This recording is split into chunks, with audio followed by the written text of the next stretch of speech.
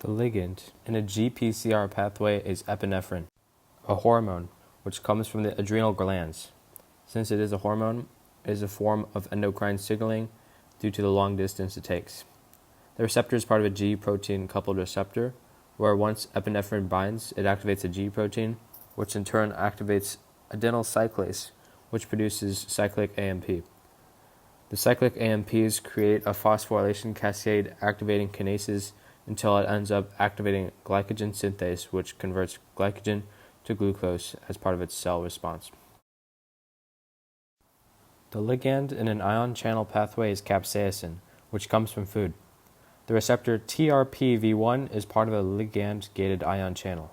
When the ligand binds to it, it opens up the ion channel. That leads calcium ions to enter the cell, leading to the cell response of the activation of the enzyme calcineurin.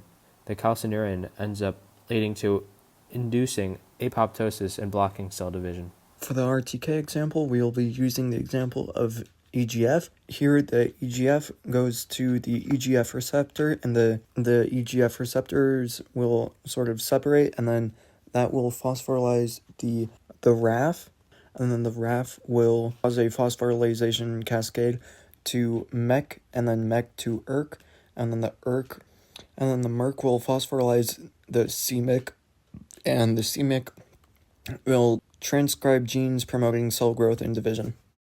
For the intracellular signaling, we'll be using aldosterone.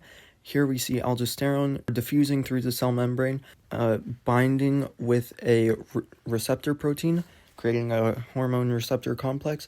Then the hormone receptor complex will make its way into the nucleus and attach itself to DNA. The DNA will then make mRNA.